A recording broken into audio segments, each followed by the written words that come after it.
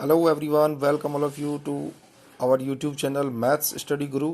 प्यारे बच्चों, आप सभी का स्वागत है। और आज हम लेकर आए हैं आपके लिए क्लास 12 सीबीएसई मैथमेटिक्स का वेक्टर जो चैप्टर है उसकी मिसलिनियस एक्सरसाइज के कुछ वेरी इंपॉर्टेंट एग्जांपल्स के बारे में, जो कि आप लगातार हमसे ये कमेंट कर रहे थे और बोल रहे थे कि सर इस चैप्टर के जो डाउट्स हैं मिसलिनियस एग्जांपल्स उन्हें सॉल्व करा दीजिए। तो बेटा उन्हीं सीरीज को हम लेकर आए हैं और आप बने रहिए इस वीडियो के लास्ट तक। और देखिए एग्जाम्पल नंबर 26 हमने सबसे पहले डिस्कस किया हुआ है और इसमें दिया हुआ है right all the unit vector in X Y plane. देखिए बड़े ही साधारण और बड़े ही सिंपल तरीके से इसमें हमने आपको समझाया है कि किस तरीके से एक्स वाई प्लेन के अंदर हम सारे के सारे यूनिट वेक्टर्स फाइंड आउट कर सकते हैं। देखिए जब भी हम बात करेंगे एक्स वाई प्लेन की, तो बेटा एक्स वाई प्लेन पर जो आपका जेड कोऑर्डिनेट होता है वो 0 होता है। तो एक्स वाई प्लेन पर अगर हम कोई वेक्टर लेते हैं जिसका x I cap plus Y J cap plus 0 K cap हो जाएगा, क्योंकि उसका जो जेड कोऑर्डिनेट्स होता है वो 0 होता है। क्योंकि ये दिया गया वेक्टर यूनिट वेक्टर है तो इसका जो मैग्नीट्यूड होगा वो 1 होगा, क्योंकि यूनिट वेक्टर का मैग्नीट्यूड 1 होता है। तो इसका मैग्नीट्यूड निकालने का जो प्रोसेस होता है, कोफिशिएंट ये जो ले लेंगे एक्स और वाई, एक्स का स्क्वायर प्लस वाई का square is equal to 1, both siding squaring करेंगे तो X square plus Y square is equal to 1 मिलेगा आपको। अब प्यारे बच्चों ये क्या है, ये एक इक्वेशन ऑफ सर्किल है। आप जानते होंगे इक्वेशन ऑफ सर्किल जो होता है उसका जो इक्वेशन होता है वो ये होता है एक्स माइनस एच का whole square plus Y minus K का whole square is equal to R square. देखो ये वाला जो स्क्वायर है ना वो यहाँ आएगा। तो इस कंडीशन में जब हम इसकी कंपेयरिंग कराएंगे तो बेटा हमें हमारे जो सेंटर एच और के से रिप्रेजेंट होते हैं वो मिलेंगे 0,0, क्योंकि एक्स और वाई में से कुछ भी चीज़ माइनस नहीं हो रही है और जो रेडियस होती है वो 1 है। तो हम यहाँ पर एक ऐसा सर्किल ड्रॉ कर लेंगे जिसकी रेडियस 1 होगी और जिसके सेंटर 0,0 पर होंगे।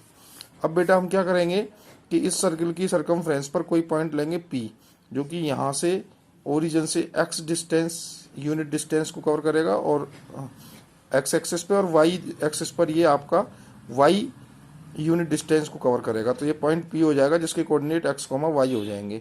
यहाँ से हम एक यहाँ पर इस तरीके से परपेंडिकुलर डाल लेंगे, यहाँ से यहाँ तक x है और यहाँ से यहाँ तक y है और ये जो इसका मैग्नीट्यूड है वो 1 है, क्योंकि इसकी रेडियस 1 है।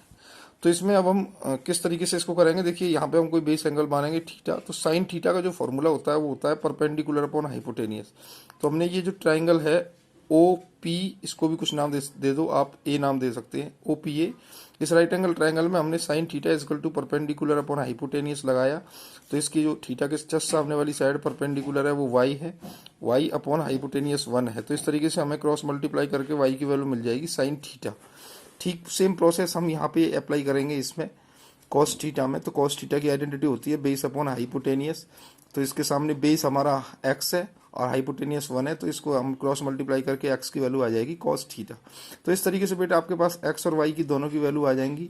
और जो आपने r वेक्टर दिया था, r vector is equal to X I cap plus Y J cap plus 0 K cap, इसमें जब आप x और y को रिप्लेस कर दोगे तो x की जगह कॉस थीटा आई कैप प्लस y की जगह साइन थीटा आई कैप। तो इस तरीके से ये वो वेक्टर हो जाएगा जो यूनिट वेक्टर होगा और जिसका मैग्नीट्यूड निकालेंगे तो 1 आएगा। और इस तरीके से ये all unit vector of different theta, क्योंकि हमने यहाँ पर जो थीटा लिया है उस थीटा को रिप्रेजेंट करेगा। डिफरेंट थीटा के लिए इसका जो फेस वैल्यू होगी वेक्टर की वो डिफरेंट हो जाएगी। तो इस तरीके से आपका एग्जाम्पल 26 हो जाता है। देखिए अब बात करते हैं एग्जाम्पल नंबर 30 के बारे में। तो एग्जाम्पल 30 दिया हुआ है अल्फा वेक्टर को दिया हुआ है 3i कैप माइनस जे कैप, बीटा वेक्टर दिया हुआ है 2i कैप प्लस जे कैप माइनस 3k कैप, और बीटा वेक्टर जो है वो ऐसे इवोल्यूट किया हुआ है जो बीटा 1 प्लस बीटा 2 के फॉर्मेट में है। तो इसमें बेटा आपको ये कंडीशन दे रखी है कि जो बीटा 2 है वो अल्फा वेक्टर के परपेंडिकुलर है, यानी कि इन दोनों वेक्टर्स का जब हम इसके स्केलर कंपोनेंट को लेंगे, डायरेक्शन रेशियोज को लेंगे, उनका जो डॉट प्रोडक्ट करेंगे तो वो 0 आएगा।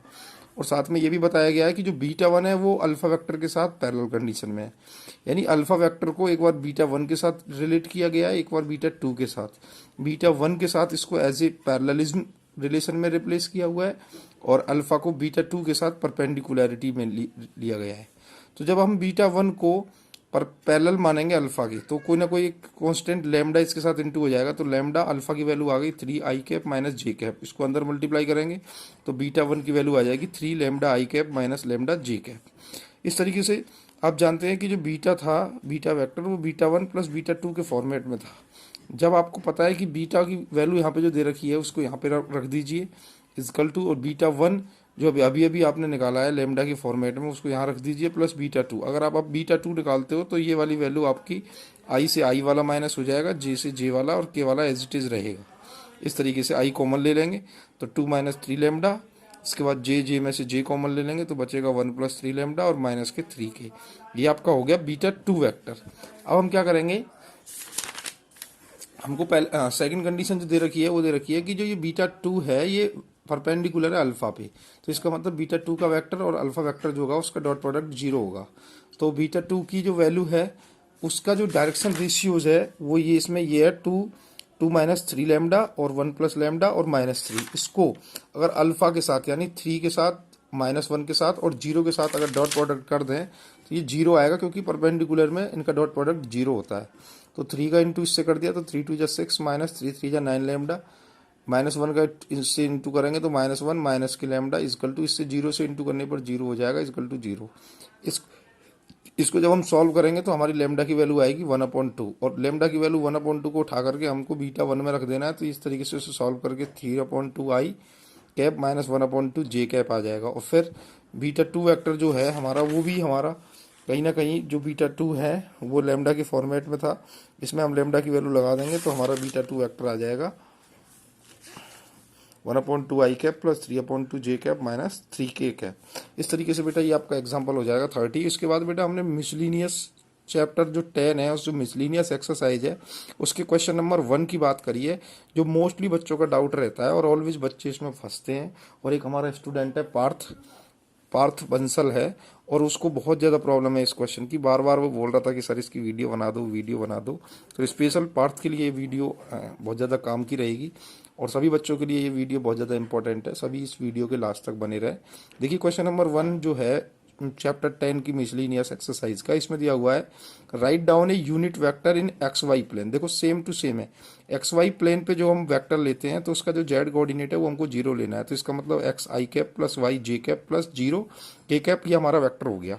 क्योंकि ये यूनिट वेक्टर है तो इसका तो ये तो क्लियर है, इसका जो मैग्नीट्यूड आएगा वो 1 आएगा। इस तरीके से इसका मैग्नीट्यूड 1 आएगा। मान लो ये कोई पॉइंट है पी जो कि रिप्रेजेंट कर रहा है एक्स कॉमा वाई को, यहाँ से यहाँ तक का डिस्टेंस एक्स हो जाएगा, यहाँ से यहाँ तक का डिस्टेंस वाई हो जाएगा, और इसका मैग्नीट्यूड 1 हो जाएगा। उसके बाद इसने क्या बोला है, making an angle of 30 degree with the positive direction of x axis.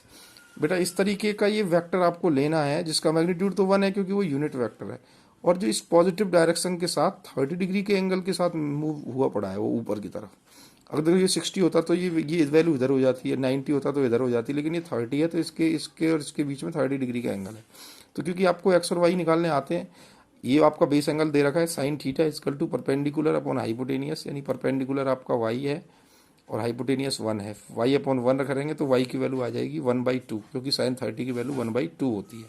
इस तरीके से कॉस 30 की वैल्यू निकालेंगे तो कॉस 30 की वैल्यू √3/2 होती है। तो ये बेस अपॉन हाइपोटेनियस से बेस की वैल्यू रिप्लेस हो जाएगी एक्स, तो एक्स की वैल्यू √3/2 आ जाएगी।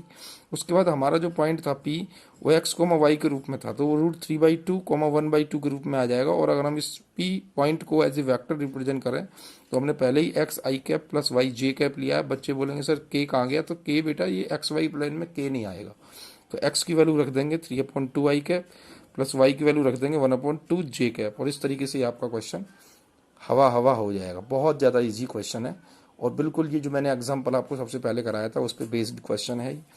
इसके बाद इससे अगला क्वेश्चन जो कि क्वेश्चन नंबर 3 है, इस क्वेश्चन को लेकर के भी बच्चों को बहुत ज़्यादा डाउट था। इसमें दिया हुआ है a girl walk 4 kilometre towards west, यानी कि सपोज करो इस तरीके से एक डायरेक्शन प्लेन बना लो, ये ईस्ट है, वेस्ट है, ये नॉर्थ है, ये साउथ है।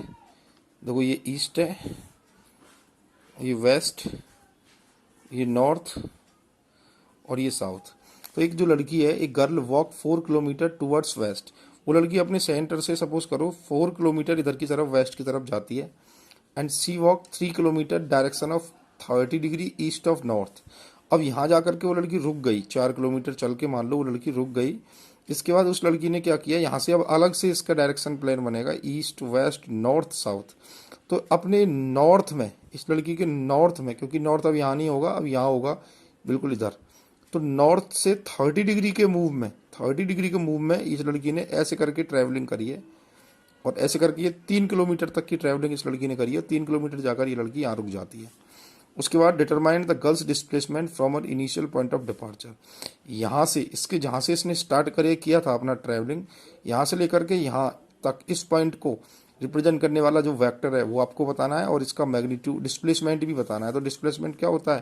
डिस्प्लेसमेंट होता है शॉर्टेस्ट डिस्टेंस। तो आप ऐसे तो कहोगे नहीं कि आप पहले यहाँ से यहाँ गए फिर यहाँ से यहाँ गए, बल्कि यहीं से कोई शॉर्ट डिस्टेंस इसकी निकाल करके आप इसको फाइंड कर सकते हैं, या फिर आप ऐसे कह सकते हैं कि इसका वेक्टर निकाल के उसका मैग्नीट्यूड कर दीजिए, तो भी वो उसकी डिस्टेंस को फाइंड आउट क्रॉस कर देगा। तो इस तरीके से हम क्या करेंगे, देखो हमको पता है कि यहाँ से लेकर यहाँ तक इसका डिस्टेंस जो है वो 4 किलोमीटर है। तो हमने इसका यहाँ से लेकर यहाँ तक का जो डिस्टेंस है 0 से लेकर यहाँ तक का, ये हमने x मान लिया। तो ये डिस्टेंस इसकी हो जाएगी 4 - x, क्योंकि ये टोटल 4 है। अब मैं यहाँ से लेकर यहाँ तक की डिस्टेंस को x रिप्रेजेंट कर रहा हूँ, तो ये 4 - x हो जाएगी। और यहाँ से लेकर के यहाँ तक इसका जो ये परपेंडिकुलर डिस्टेंस है x एक्सिस से, इसको मैं y पॉइंट को लेकर के y यूनिट डिस्टेंस को लेकर रिप्रेजेंट कर रहा हूँ। तो इसके जो p पॉइंट जो होगा जहाँ पर लड़की फिलहाल पहुँच चुकी है, उसके कोऑर्डिनेट हो जाएंगे -x, y। x माइनस का इसलिए है क्योंकि ये x के नेगेटिव एक्सिस पर है, और y पॉजिटिव इसलिए है क्योंकि ये y के पॉजिटिव एक्सिस पर है। अब आपको यहाँ पता है ये 30 डिग्री का एंगल है। आप जानते हो कि ये कम्प्लीटली इस तरीके से कोई भी डायरेक्शन 90 डिग्री की होती है। 30 अगर इधर है तो इसका ये बेस एंगल 60 डिग्री का होगा। अब आपके पास इस ट्रायंगल में बेस एंगल है, आपको y फाइंड आउट करना है और x फाइंड आउट करना है, तभी जाकर के आप इसका पॉइंट रिप्रेजेंट कर पाओगे। तो बेटा देखिए, अब आप इसमें यहाँ पर साइन थीटा लगा दो। साइन थीटा यानी sine 60 degree equal to perpendicular upon hypotenuse. Perpendicular इसका y है और हाइपोटेनियस आपको पता है इसका 3 है। तो इस तरीके से y की वैल्यू आ जाएगी यहाँ पर 3√3/2। उसके बाद same to same cos theta लगाओगे तो बेस। अब आपको बेटा इस ट्रायंगल में बेस की बात करें तो इसका बेस 4 - x है, ये ना कि ये बेस है। यहाँ से लेकर यहाँ तक 4 में से x हटा दिया है, तो cos 60 इक्वल टू 4 - x/3 आ जाएगा। और इसको थोड़ा सिंप्लीफाई करेंगे cos 60 की वैल्यू लगाकर क्रॉस मल्टीप्लाई करके, तो यहाँ हमारी जो x की वैल्यू है वो आ जाएगी 5/2। तो हमें इस पॉइंट का रिप्रेजेंटेशन मिल गई, x की जो वैल्यू है वो मिल गया और y मिल गया। अगर हम इस पॉइंट को लोकेट करें -x, y को, तो वैल्यू हो जाएगी -5/2, 3√3/2। अगर हम r वेक्टर की बात करें तो ये जो वेक्टर है इसका जो वेक्टर हो जाएगा, क्योंकि ये 2D कॉन्सेप्ट में चल रहा है, तो ये -5/2 i cap plus 3√3/2 j cap हो जाएगा। अब बात करें इस OP वेक्टर के मैग्नीट्यूड की, तो इसका जो मैग्नीट्यूड होगा वो माइनस के 5/2 का स्क्वायर 25/4 प्लस 3√3/2 का स्क्वायर 27/4 है। इसको ऐड करोगे तो 52/4 आएगा। इसको कैंसिल करके √13 यूनिट इसका डिस्प्लेसमेंट निकल के आ जाएगा। तो इस तरीके से क्वेश्चन हो जाएगा। बेटा अब बात करते हैं question number 20, which is the triangle inequality, very important doubt of this chapter. Example 20, example 20 देखिए बेटा, इसमें दिया हुआ है for any two vector A vector and B vector we always have A vector plus B vector का whole magnitude is less than and equal to A vector का magnitude plus B vector का magnitude. तो इस तरीके से ये आपको एक कोई ट्रायंगल दिया हुआ है, जिस ट्रायंगल की ये वाली साइड ए वेक्टर को रिप्रेजेंट कर रही है और ये वाली साइड डायरेक्शन बी वेक्टर को। तो इसका जो AC वेक्टर होगा वो ए वेक्टर प्लस बी वेक्टर को ऐड करके निकलेगा।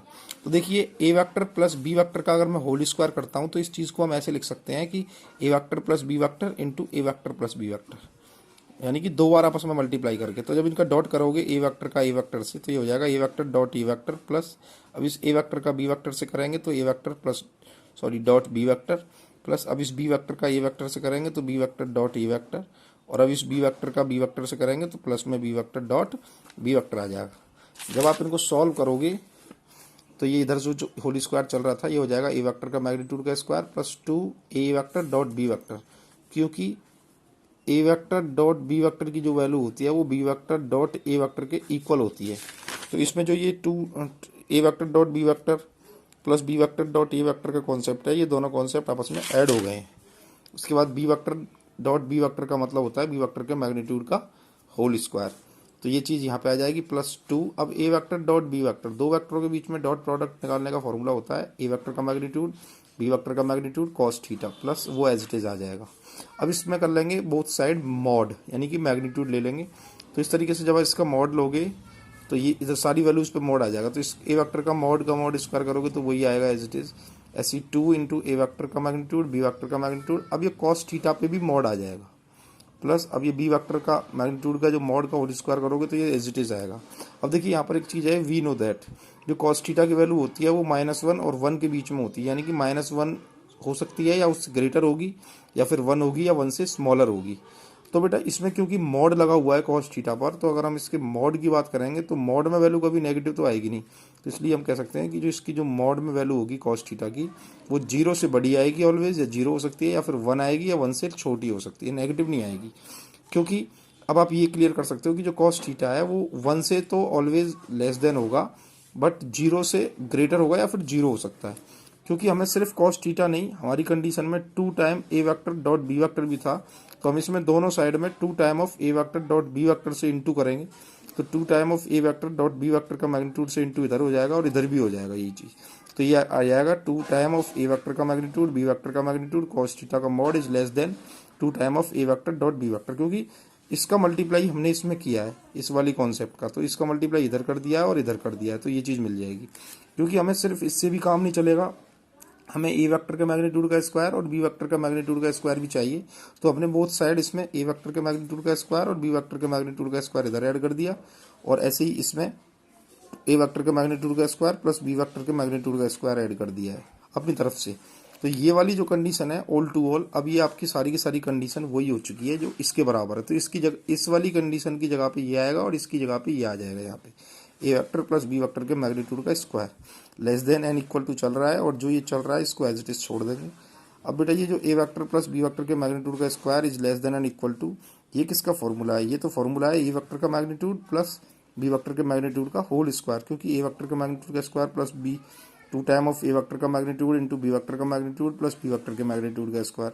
तो ये ए वेक्टर के मैग्नीट्यूड प्लस बी वेक्टर के मैग्नीट्यूड का होल स्क्वायर है, और जब आप इसके होल स्क्वायर से होल स्क्वायर कैंसिल करोगे तो इधर आएगा A vector plus B vector का whole magnitude is less than और इक्वल टू ए वेक्टर का मैग्नीट्यूड प्लस बी वेक्टर का मैग्नीट्यूड, क्योंकि स्क्वायर से स्क्वायर कैंसिल हो जाएंगे, और इस तरीके से आपका क्वेश्चन प्रूफ हो जाएगा। बिल्कुल सेम टू सेम कॉन्सेप्ट आपकी एग्जाम्पल नंबर 19 में यूज करी गई है। For any 2 vectors A vector and B vector we always have a vector dot b vector का whole magnitude is less than and equal to a vector dot B vector के magnitude के separate multiplication के बराबर होगा। इसको हम कॉची-शेचवर्ट inequalities कह सकते हैं, कॉची-शेचवर्ट इनक्वालिटीज। तो इसमें A vector dot B vector equal to हम जानते हैं ए वेक्टर का मैग्नीट्यूड बी वेक्टर का मैग्नीट्यूड कॉस थीटा होता है। अगर हम बोथ साइड मैग्नीट्यूड मॉड लेते हैं तो ये इधर हो जाएगा A vector dot B vector का मॉड या मैग्नीट्यूड इक्वल टू ये ऐसे ही आएगा, ये ऐसे ही आएगा, क्योंकि डबल मैग्नीट्यूड या मॉड लगाने से इसको कोई फर्क नहीं पड़ेगा। और कॉस थीटा आपका आ जाएगा मॉड के अंदर। अगर आप यहाँ से ये वेक्टर का मैग्नीट्यूड और बी वेक्टर के मैग्नीट्यूड को इसके नीचे लाते हो, क्योंकि ये इधर इनटू में है, तो कॉस थीटा का mod equal to A vector dot B vector का मॉड अपॉन ए वेक्टर का मैग्नीट्यूड और बी वेक्टर का मैग्नीट्यूड आ जाएगा। क्योंकि आप अच्छी तरीके से पिछले क्वेश्चन में भी करके आए हो और यहाँ पे भी आप ये चीज़ समझ चुके हो कि जो कॉस थीटा होता है वो -1 और 1 के बीच में होता है या फिर इसके इक्वल होता है। तो यहाँ पर अगर हम बात करें इसके मॉड की, तो इसका जो मॉड होगा वो 0 से बड़ा होगा, 1 या 1 से छोटा होगा। तो इसका जो मॉडुलस वैल्यू होगी वो हमेशा 1 से छोटी आएगी या फिर 1 आ सकती है। तो जब इसकी वैल्यू 1 से छोटी या 1 आ सकती है, तो फिर इसकी जो इक्वलिटी में जो कंडीशन है उसकी वैल्यू भी 1 या 1 से छोटी ही आएगी। तो इस तरीके से आप ए वेक्टर डॉट बी वेक्टर है तो इसको क्रॉस मल्टीप्लाई करेंगे तो ये हो जाएगा A vector dot B vector का whole magnitude is less than and equal to A vector का मैग्नीट्यूड डॉट बी वेक्टर का मैग्नीट्यूड, यानी इधर क्रॉस मल्टीप्लाई हो गया। और इस कंडीशन के साथ ही आपका जो आपको प्रूफ करना था वो कंडीशन प्रूफ हो गई। तो इस तरीके से ये कुछ क्वेश्चन हमने आपसे डिस्कस करे हैं जो कि चैप्टर 10 के डाउट्स क्वेश्चन थे। बच्चों के बार बार इन क्वेश्चंस को लेकर के डाउट्स आ रहे थे। और अगर आपको ये वीडियो पसंद आई है तो आप हमारी वीडियो को अपने फ्रेंड्स के साथ शेयर करें और लाइक करें और कमेंट करना बिल्कुल भी ना भूलें। तो थैंक यू दोस्तों, थैंक यू प्यारे बच्चों सभी, आप सभी का बहुत बहुत धन्यवाद हमारे इस चैनल के साथ बने रहने के लिए। All the best.